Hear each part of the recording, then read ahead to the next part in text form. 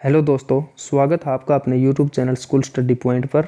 दोस्तों, हम question series कर रहे थे, तो अभी हम नेक्स्ट क्वेश्चन सीरीज लेकर आए हैं अक्षांश और देशांतर के बारे में। ठीक है, इससे बाहर आपका क्वेश्चन जाएगा नहीं, तो ढंग से देखिएगा। एक बार नहीं, दो बार में आपको समझ में आ जाएगा। हो सके तो एक बार में ही आप समझ जाओगे। तो पहला क्वेश्चन हम स्टार्ट करते हैं।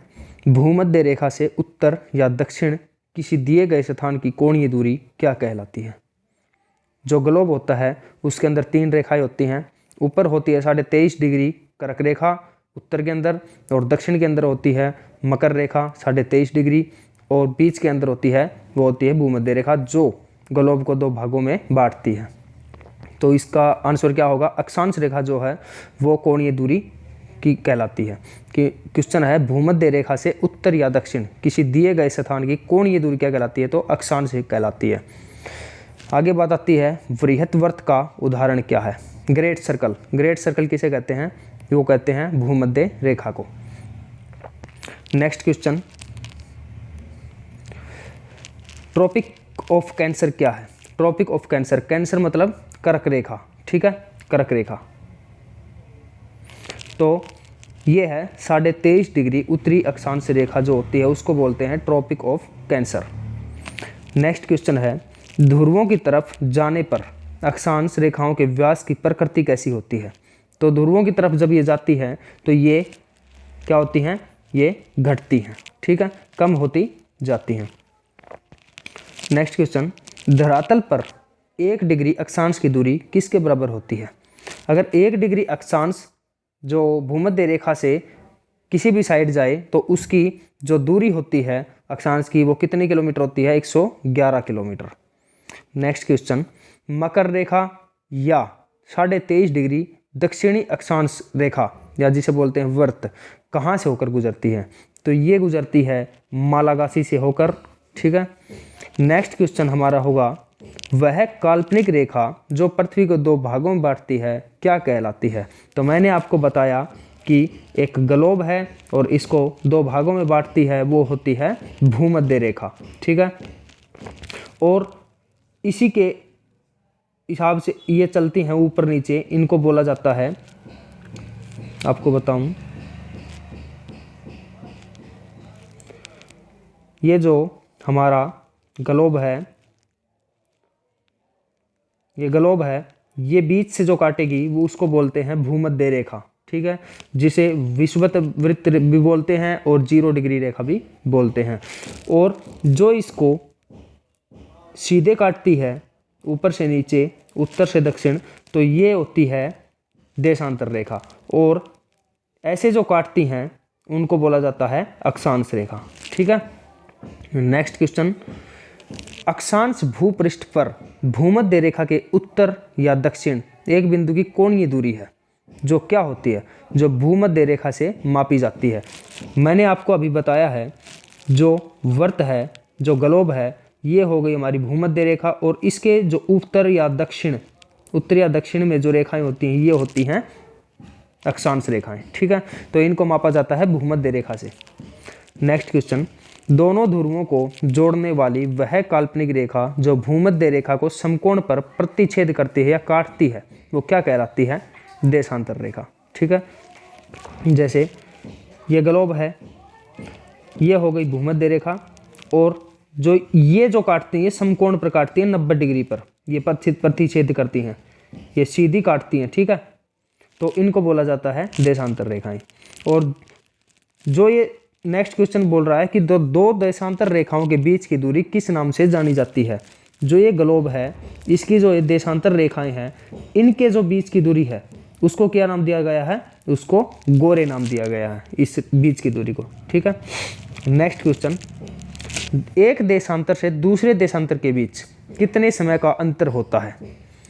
तो एक देशांतर से दूसरे देशांतर के बीच जो दूरी होती है उसे तो गोरे नाम से जाना जाता है, और जो बीच का समय होता है उसको 4 मिनट। ठीक है, उसका अंतर होता है 4 मिनट का। नेक्स्ट क्वेश्चन, वह अक्षांश रेखा जिस पर सदैव दिन व रात की अवधि समान रहती है? तो जो भूमध्य रेखा है जो 0 डिग्री अक्षांश रेखा है, जो 0 डिग्री भूमध्य रेखा है, विषुवत रेखा है, उसको बोला जाता है। वहाँ पर होते हैं, यहाँ पर भी दिन और रात बराबर होंगे और यहाँ पर भी दिन और रात बराबर होंगे, ठीक है। तो भूमध्य रेखा पर ही दिन और रात बराबर होते हैं। नेक्स्ट क्वेश्चन, पृथ्वी पर सबसे उच्चतम तापक्रम रिकॉर्ड कहाँ पर किए जाते हैं? तो पृथ्वी पर सबसे ज़्यादा जो तापमान होता है या कम होता है, ज़्यादा होता है, तो उसका जो रिकॉर्ड होता है वो भूमध्य रेखा से ही लिया जाता है, भूमध्य रेखा पर ही होता है। नेक्स्ट क्वेश्चन, जैसे एक नोट्स, इस बात को ध्यान रखना आप कि किसी भी स्थान की ग्रीनविच रेखा से कोणीय दूरी को उस स्थान का देशांतर कहा जाता है। ये जो मैं आपको बताऊं ग्रीनविच रेखा क्या है, ये जो ग्लोब है और ये जो देशांतर रेखाएं हैं, यहाँ पे एक यूरोप के अंदर पड़ता है इंग्लैंड, ठीक है। इंग्लैंड के एक शहर है ग्रीनविच, वहाँ से ये रेखा खींची गई है, देशांतर रेखा, तो इसको बोला जाता है ग्रीनविच रेखा भी कहते हैं। तो ध्यान दीजिएगा कि किसी भी स्थान की ग्रीनविच रेखा से कोणीय दूरी को उस स्थान का देशांतर कहा जाता है। नंबर 2 पे बात आती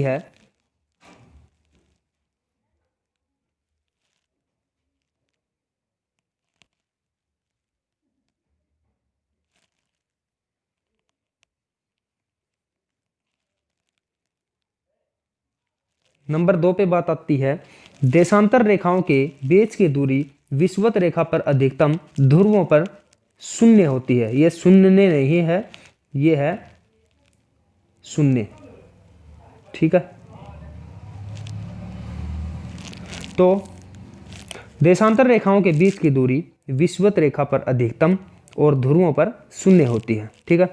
जो देशांतर रेखाएं हैं, जो सीधी रेखाएं होती है देशांतर रेखाएं, उनकी बीच की दूरी होती है वो विषुवत रेखा पर तो अधिकतम होती है। और जो ध्रुव होते हैं, ध्रुव कौन कौन से होते हैं? एक तो हो गया नॉर्थ, एक हो गया साउथ, एक हो गया ईस्ट और एक हो गया वेस्ट। लेकिन नॉर्थ और साउथ है, यही इसके देशांतर रेखा के ध्रुव होते हैं, ये नहीं होते, ये होते हैं अक्षांश रेखाओं के, ठीक है। तो नॉर्थ और साउथ ध्रुव हैं। तो देशांतर रेखाओं के बीच की दूरी विषुवत रेखा पर अधिकतम एवं ध्रुवों पर शून्य होती है। नेक्स्ट, विषुवत रेखा पर देशांतर रेखाओं के बीच की दूरी 111.3 किलोमीटर होती है, और या इसको आप ऑप्शन में आया 111 किलोमीटर भी लिख सकते हो, क्योंकि हमने ये पीछे क्वेश्चन पढ़ा है। नेक्स्ट, विषुवत रेखा से ध्रुवों की ओर जाने पर अक्षांश रेखाओं के बीच की दूरी में आंशिक रूप से वृद्धि होती है। जैसे ये हुआ हमारा ग्लोब, ठीक है, ये हो गई भूमध्य रेखा। तो ये बोल रहा है कि जो विषुवत रेखा है, जो भूमध्य रेखा है, वहां से ध्रुवों की तरफ जाने पर, जैसे ऐसे करके इसके ये जाएंगे हम तो, और नीचे आएंगे तो ध्रुवों की ओर जाने पर जो बीच की दूरी होती है वो आंशिक रूप से बढ़ती जाती है, प्लस होती चलती है, ठीक है, ये बढ़ती जाती है। नेक्स्ट क्वेश्चन, 1 डिग्री देशांतर की सर्वाधिक दूरी कहाँ पर है? 1 डिग्री देशांतर की सर्वाधिक दूरी है विषुवत रेखा पर। नेक्स्ट, कुल अक्षांशों की संख्या कितनी होती है? 180। देखिए ये जो ग्लोब है, ये अक्षांश रेखाएं हैं, आप कहोगे 360 डिग्री हैं, लेकिन ये मतलब पूरे में ग्लोब में 360 डिग्री हैं, तो इनको 180 बोलोगे।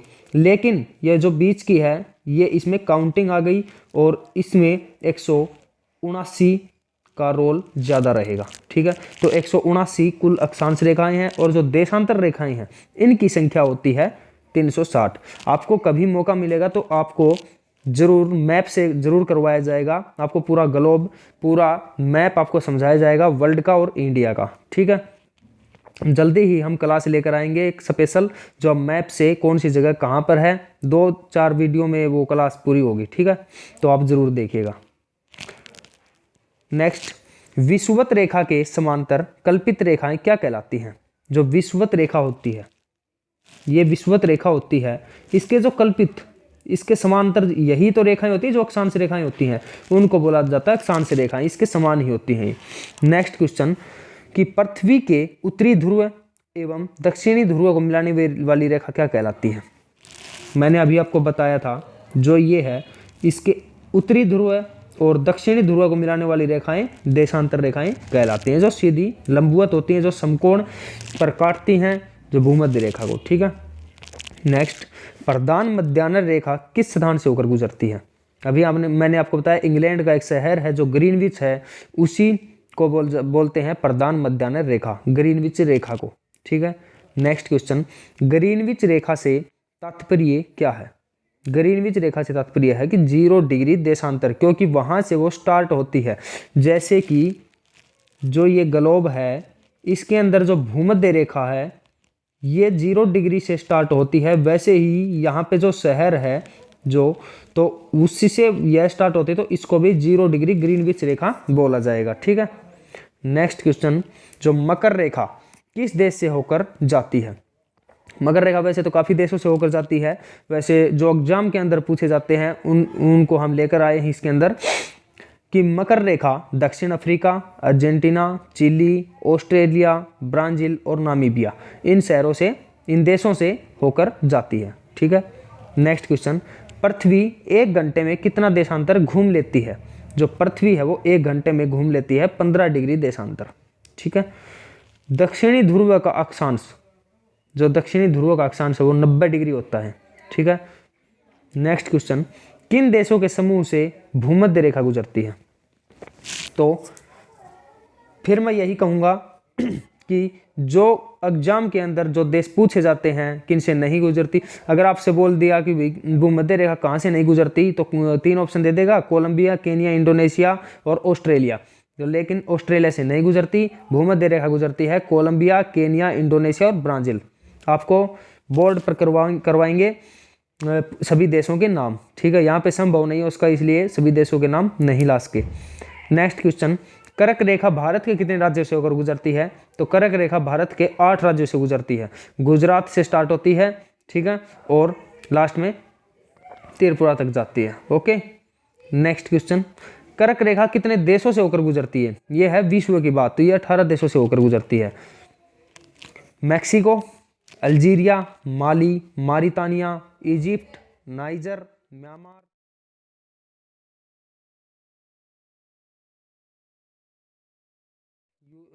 संयुक्त अरब अमीरात, यूएई को बोलते हैं संयुक्त अरब अमीरात। नेक्स्ट, बहामास, ताइवान, ओमान, चाड, चीन, बांग्लादेश, मोरक्को, सऊदी अरब, भारत, लीबिया, ये 18 देश हैं। एक बार फिर से देख लीजिए, मैक्सिको, अल्जीरिया, माली, मारितानिया, इजिप्ट जो मिस्र है, मिस्र इनको बोलते हैं, नाइजर, म्यांमार, यूएई और बहामास, ताइवान, ओमान, चाड, चीन, बांग्लादेश, मोरक्को, सऊदी अरब, भारत और लीबिया।